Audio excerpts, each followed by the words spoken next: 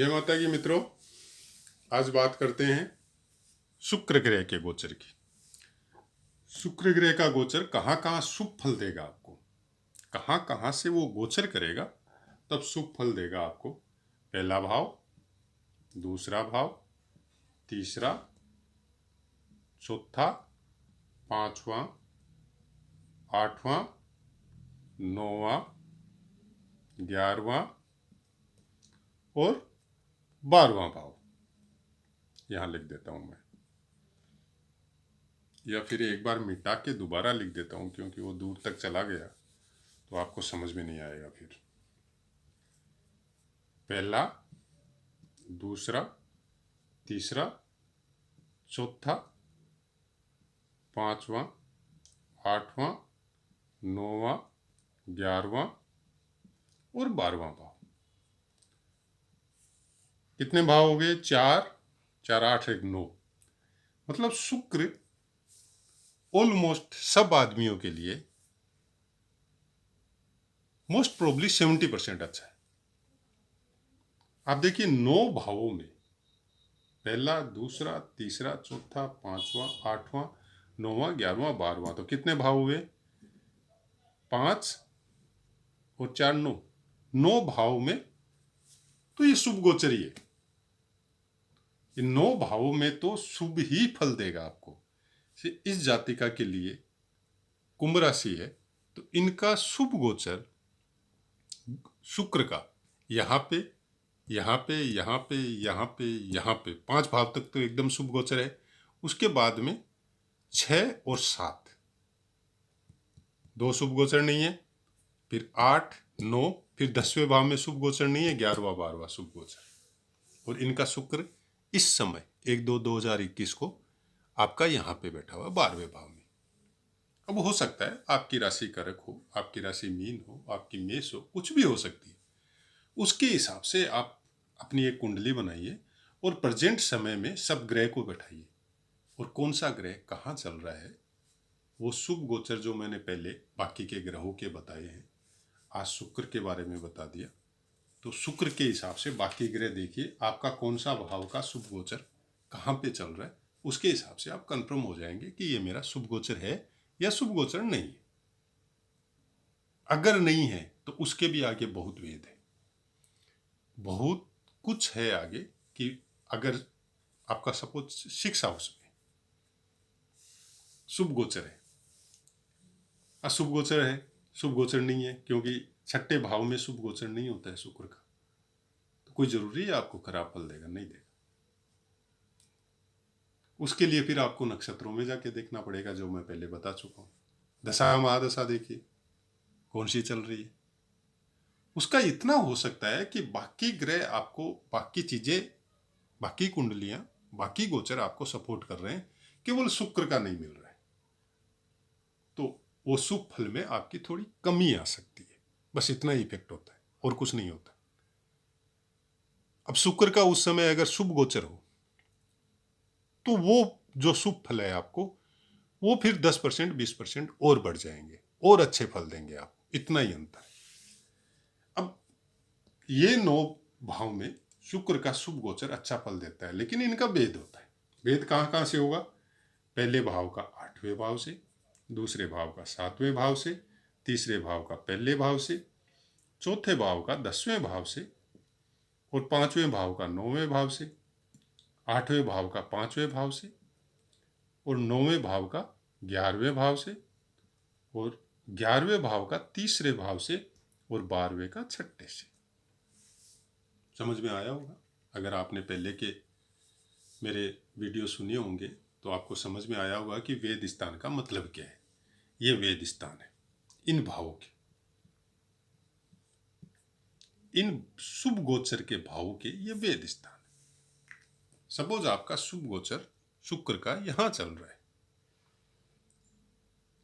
आपकी राशि के हिसाब से, आपकी कोई भी राशि हो सकती है, उसके हिसाब से आपका लगन में पहले भाव में वेद शुक्र का शुभ गोचर चल रहा है।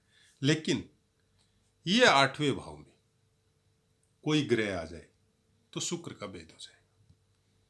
तो जितना दिन वो 8वें भाव में रहेगा दूसरा ग्रह, तब तक शुक्र का आपको अच्छा फल नहीं मिलेगा। वैसे ही दूसरे भाव में शुभ गोचर अच्छा फल दे रहे हैं यहाँ पे आपको, लेकिन अगर 7वें घर में कोई ग्रह आ गया तो वो दूसरे भाव को भेद कर देगा आपका शुक्र को, तो उस समय वो उस पीरियड तक अच्छा फल नहीं देगा। वैसे ही तीसरे भाव में शुक्र का शुभ गोचर है, लेकिन अगर पहले भाव में कोई ग्रह आ गया तो तीसरे भाव के शुक्र के शुभ गोचर को पहले भाव में बैठा हुआ ग्रह भेद कर देगा। वो उतना दिन तक वो उसका शुभ गोचर को ब्लॉक कर देगा, शुभ फल आपको मिलेगा नहीं उतना दिन तक। वैसे ही चौथे भाव का 10वें भाव से भेद होगा। यहाँ पे अगर कोई ग्रह बैठ गया तो वो शुक्र का भेद करेगा। वैसे ही 5वें भाव का 9वें भाव से भेद होगा, 8वें भाव का 5वें भाव से भेद होगा। यहाँ पे शुक्र का शुभ गोचर चल रहा है आपको, और 5वें भाव में कोई ग्रह आके बैठ गया तो वो यहाँ के शुक्र के शुभ गोचर को भेद कर देगा, मतलब स्टॉप कर देगा, आपको शुभ फल वो नहीं देगा उस समय। 9वें भाव में अगर शुक्र चल रहा है आपका तो शुभ गोचर है, लेकिन 11वें घर में अगर कोई ग्रह आके बैठ गया तो इस 9वें भाव के शुभ गोचर को, शुक्र का जो चल रहा है आपको, उसको वो भेद कर देगा। वैसे ही 11वें घर में अगर शुक्र का शुभ गोचर चल रहा है और तीसरे घर में कोई ग्रह आ गया तो शुक्र के शुभ गोचर का भेद हो जाएगा। वैसे ही 12वें घर में अगर शुक्र का शुभ गोचर चल रहा है आपका, जैसे इनका चल रहा है, तो यहाँ पे अगर कोई ग्रह आके बैठता है तो यहाँ के शुक्र के शुभ गोचर को भेद कर देगा। बस सिंपल सी चीज है, उसको ही आपको समझना है। उसी को अगर समझ के हम लोग उसकी प्रिडिक्शन में जाएंगे तो हम लोगों को थोड़ा रिजल्ट अच्छा मिलेगा। जितने भी शुभ गोचर है ग्रहों के जो बताए गए हैं हम लोगों के ऋषि मुनियों द्वारा, वो मैंने आपको बता दिए। उनके वेद स्थान भी मैंने आपको बता दिया, आपको कैसे देखना है।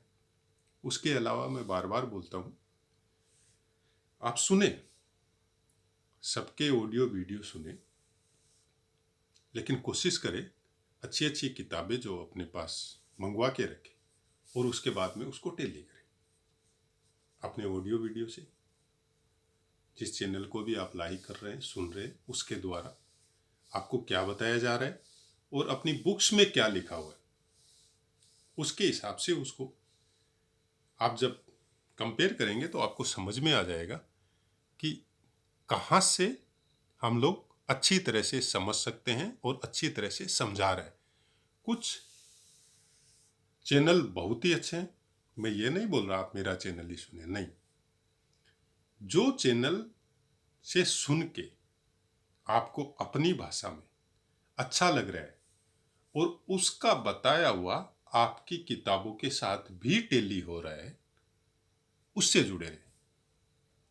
उससे क्या होगा कि आप सुन भी रहे हैं और आप पढ़ भी रहे हैं, तो वो दिमाग में आपको फिक्स हो जाएगा, आपको समझ में भी आएगा, आपको याद भी रहेगा। उसके बाद में आप अभ्यास में अपनी कुंडली पे, अपने परिवार की कुंडली पे, उसके ऊपर अभ्यास में जब जाए तो उसके ऊपर रिसर्च करें कि ये अभी शुक्र का, बुध का, गुरु का या शनि का जो भी भेद चल रहा है या शुभ गोचर चल रहा है, तो उसके हिसाब से मेरे को कैसा फल मिलना चाहिए था और कैसा मेरे को मिला है। तो एक चीज के ऊपर डिपेंड होके फल नहीं मिलता है, वो बाकी चीजें आपको सब देखनी पड़ेगी। दशा महादशा है, अंतरदशा है। विशेष ध्यान रखिएगा, जब गोचर का फल आपको देखना हो तो विशेष ध्यान रखिएगा नक्षत्रों का। नक्षत्रों के ही फल बताने में हमने गोचर के ग्रहों का भी फल एक साथ बताने का कोशिश किया है कि ग्रहों का भी आपको साथ साथ में अध्ययन हो जाए तो फिर आपको समझने में थोड़ी आसानी होगी। बाकी बहुत सी बातें हैं, बहुत सी चीजें हैं, नक्षत्रों की भी है और ग्रहों की भी है। दशा महादशा का भी अपना एक अलग महत्व है। जब भी आपको अपनी दशा महादशा उसके फल जानने होंगे तो उसके बहुत से तरीके हैं जो हम लोगों की किताबों में हम लोगों के गुरुओं द्वारा बताई गई है। उसको कितनी अच्छी तरह से हम लोग समझ सके तो उसका सबसे अच्छा तरीका है कि आप सुने और खुद भी अध्ययन करें किताबों के द्वारा। अच्छी किताबें भी अपने पास मंगवा के रखिए और थोड़ा समय दें। हम लोग जनरली फेसबुक में है, यूट्यूब में है, गाने सुनने में बहुत सा समय पास करते हैं, जिस समय का शायद हम लोगों के पास कोई औचित्य भी नहीं होता है, और उससे हम लोगों को कोई केवल समय किल होता है, कुछ होता नहीं है उससे। आने वाले समय में हम लोगों को उसका कुछ फायदा नहीं होता है। लेकिन अगर हम लोग ऐसे चैनलों से या ऐसी बातों से, ऐसे ज्ञान वाले चैनलों से अगर हम जुड़े रहते हैं, तो जरूरी नहीं है आप एस्ट्रोलॉजिस्ट बन के प्रोफेशन में आओ, कोई और आओ, लेकिन मेरा कहने का मतलब यही है कि आप अगर इस सब्जेक्ट में इंटरेस्ट रखते हैं तो उसको कुछ हद तक जरूर समझे। हम लोगों के धर्म में, सनातन धर्म में, मोस्ट प्रोबली 90% आदमी, 95% आदमी इसमें इंटरेस्ट रखते हैं, इसको मानते भी हैं, इसको समझते भी हैं, लेकिन ज्ञान नहीं है। कई कई घरों में तो आज के 50 साल पहले ये प्रॉब्लम नहीं थी। सब घरों में नॉर्मल चीज़ों का, बड़े बुजुर्गों का या हम लोगों की माता है, दादी है, उन लोगों को नॉर्मल चीज़ों का तो ज़रूर ध्यान रखना रहता था। बाकी डीप अध्ययन के लिए वो लोग स्टडी करवाने के लिए कुंडली के बारे में और के बारे में, तो वो दूर दूर जाके अच्छे अच्छे पंडित थे या अच्छे अच्छे एस्ट्रोलॉजर थे, उनसे जाके कंसल्ट करते थे। लेकिन नॉर्मल चीज़ों के लिए उनको किसी से पूछने का ज़रूरत नहीं था। आजकल का तो समय ऐसा आ गया कि तिथि भी पंडित जी से पूछते हैं। चंद्रमा कौन सी राशि पे चल रहा है वो भी पंडित जी से पूछना पड़ता है। तो मेरी एक रिक्वेस्ट है, इतने ज़्यादा इग्नोर मत हो, इसको समझने का, अपने जीवन में उतारने का कोशिश कीजिए। पंचांग अपने घर में रखिए, नहीं तो मोबाइल है, कोई अच्छा एस्ट्रोलॉजी का ऐप डाल लीजिए, उसमें भी दैनिक पंचांग आपको मिल जाएगा। तो आपको तिथि भी मिल जाएगी, चंद्रमा कहाँ गोचर है वो भी मिल जाएगा, डेली का राहु काल भी मिल जाएगा, डेली का योग भी आपको पता चल जाएगा। आप खुद अपने ऊपर आजमा के देख लीजिए इनका कितना असर होता है। से आपने पंचांग ऐप या पंचांग अपने घर में मंगवा के रखा है, उस समय वार के हिसाब से राहु काल फिक्स है, आपको घर से निकलना है कोई अच्छे काम के लिए और आपका वो काम नहीं बना, आप पहले मत देखिए, आप आजमा के देखिए इसको और खाली टाइम नोट कर लीजिए कि कौन से समय आप घर से निकले।